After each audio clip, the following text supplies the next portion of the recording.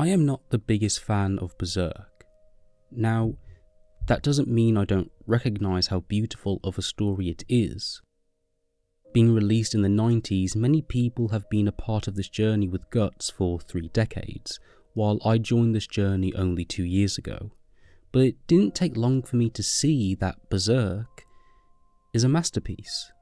From the atmosphere, to the layered characters, to the twists on story conventions, there are many aspects of Berserk that make it such a unique and wonderful story, including its ending.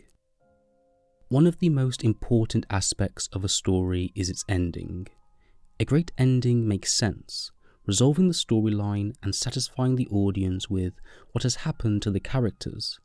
The last arc should keep us engaged until the last line, where we leave off remembering fondly the journey we embarked upon, and some of the best endings add an element of surprise, as if an ending is completely predictable, it won't evoke anything from the audience.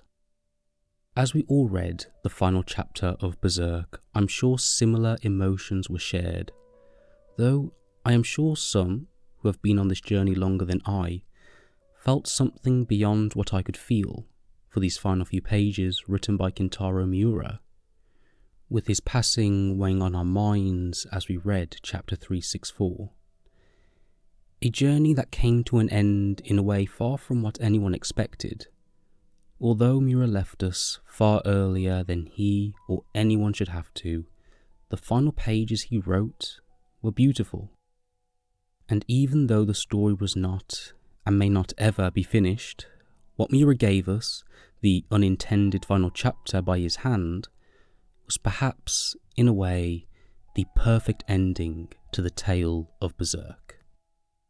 The final chapter by Miura does bring up new questions, and there are unresolved plot threads, and there are things introduced recently that I'm sure we are all desperate to see resolved.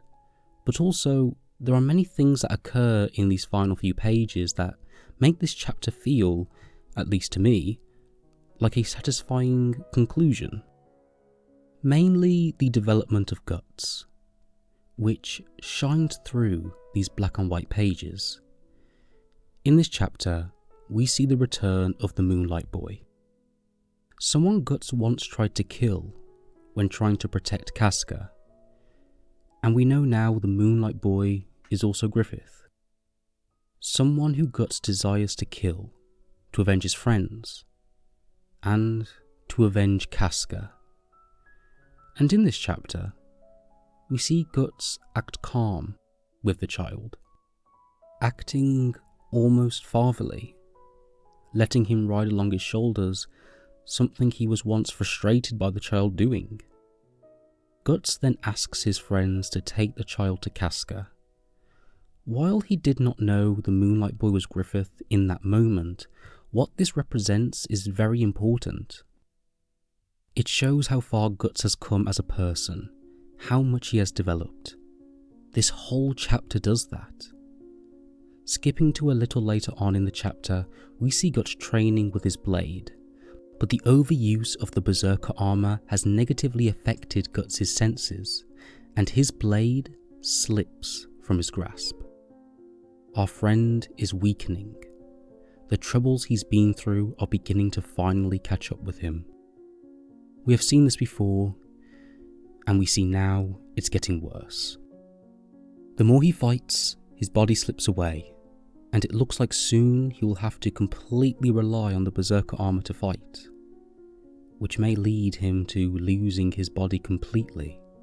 But, while that may be true, perhaps we can take this as not that Guts can no longer fight, but that he no longer has to fight. Casca is back, and even though there is still healing left to do, she's back. Guts is with friends he cares for and who care for him.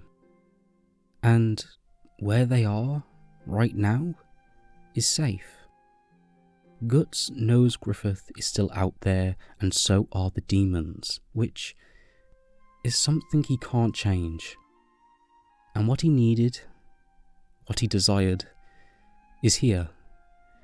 And I think it has already been shown to us where his priorities lay. Yes, it's getting harder for him to pick up the blade, but maybe the reason to pick it up, all the torment he's experienced, is getting harder to hold on to as well. We see the Moonlight Boy run off with the Berserker armour. Perhaps he is telling Guts he no longer has to wear it. So, in a way, perhaps Griffith himself is telling Guts he no longer has to wear it. Then, in the final pages, we see Guts encounter Griffith. We've seen this play out before, when the blood burns, an unbridled rage, when the anger breaks free, and the beast shows itself.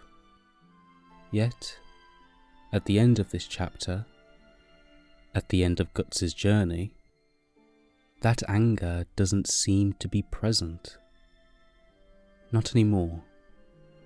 Instead, we see Guts simply stand there, surprised yet calm, as Griffith, with a single tear, bears a semblance of humanity once thought completely lost. As the Moonlight Boy, Griffith dreamt of a love and warmth given by those he had betrayed, yet once held so close. And we see now, in a poetic sense, through Griffith's most vile, disgusting, and inhuman act against Casca to become a god, he kept his only sense of humanity. Perhaps the perfect resolution wasn't seeing Guts enter an epic clash of will against the monster Griffith, but instead it was seeing him stay on guard as he plays a stick sword fight with a young child, with Griffith. Perhaps the perfect resolution isn't seeing Guts get a power-up so he can defeat the God Hand, but it's seeing how his reaction turns from one of complete and utter rage to one of calm surprise and intrigue at the glimpse of Griffith. Though there are still arcs to complete and questions to be answered, I don't believe an ending where all our questions were to be answered was ever intended. It may sound for the beginning of a new journey, but this sounding for a new journey works as an ending for this one we have been following for so long. And we may imagine what this new journey would be like, with a Guts who perhaps isn't so angry anymore, a Casca with her mind back, and Griffith having perhaps retained his humanity.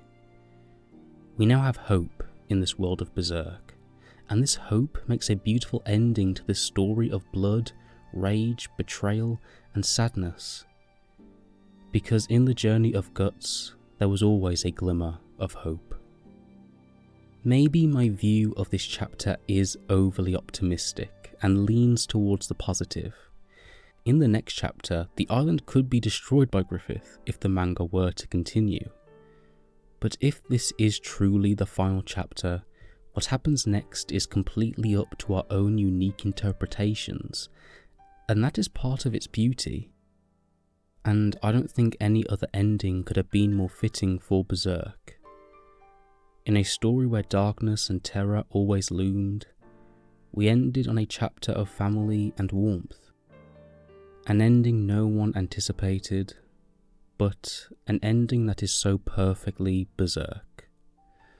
Though for many other manga and stories in general, such an ending would feel jarring and abrupt.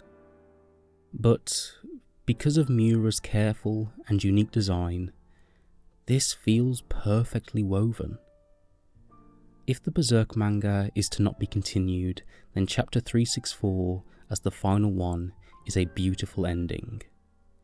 And if the Berserk manga is to be continued, then chapter 364 was a perfect ending to a masterpiece by Kentaro Miura's hand.